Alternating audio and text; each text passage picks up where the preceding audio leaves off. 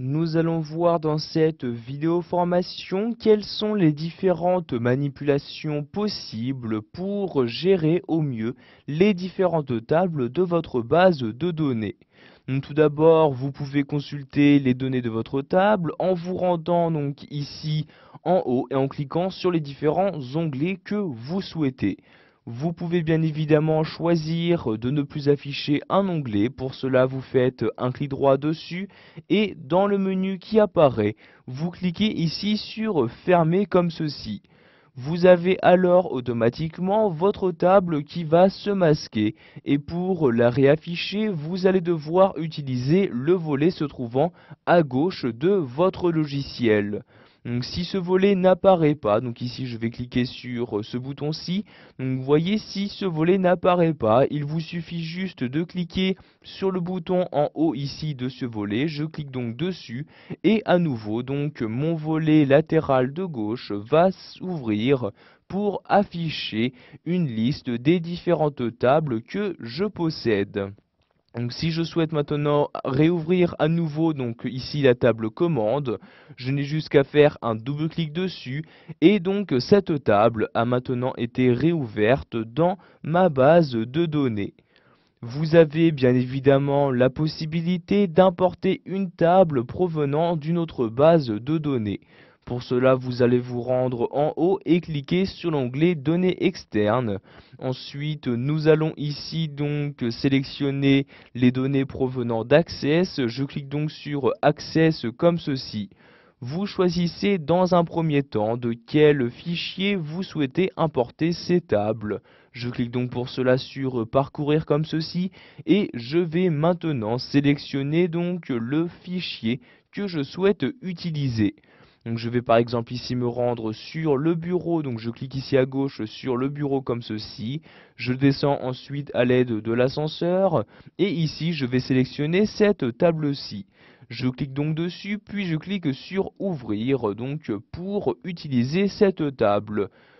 Je choisis ensuite ce que je souhaite en faire, donc soit importer les éléments donc de cette base de données, soit lier cette base de données à celle que je suis en train d'utiliser.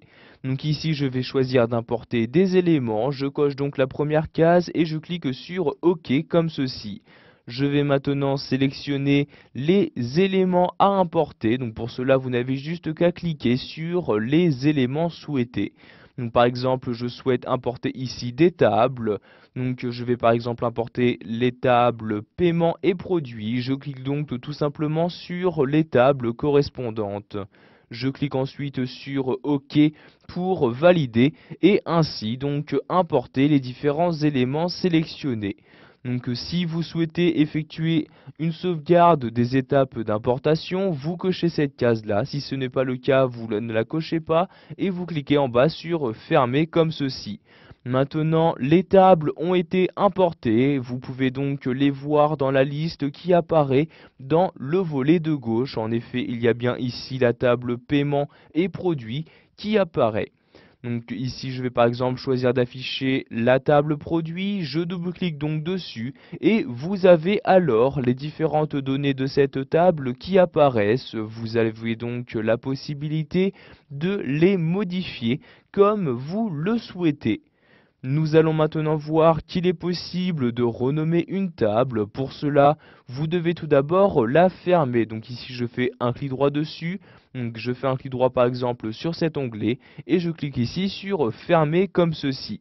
Je peux donc maintenant la renommer. Donc ici, je refais un clic droit sur la table Produit et je vais cliquer ici sur Renommer comme ceci.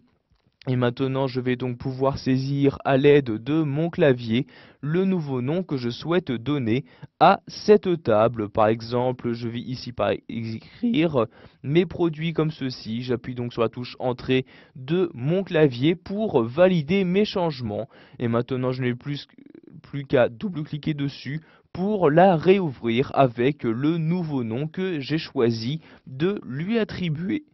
Pour finir, nous allons voir comment supprimer une table de votre base de données. Donc, par exemple, ici la table commande, je ne souhaite plus l'utiliser. Je fais tout d'abord un clic droit sur l'onglet et je clique sur Fermer pour fermer ma table. Et maintenant, donc, pour la supprimer de ma base de données, je fais un clic droit à nouveau sur la table correspondante dans la liste et je vais cliquer ici sur supprimer comme ceci. Vous avez alors un message qui apparaît vous disant que vous êtes en train de supprimer ici la table commande et donc cette suppression va en même temps faire disparaître tous les éléments se trouvant à l'intérieur. Si vous souhaitez donc tout de même effectuer la suppression de cette table, vous cliquez ici sur oui comme ceci et la table a maintenant disparu de ma base de données. Voilà, vous avez appris dans cette vidéo formation à éditer les différentes tables que vous possédez, que ce soit en choisissant de les masquer, d'en importer ou encore de les supprimer de votre base de données.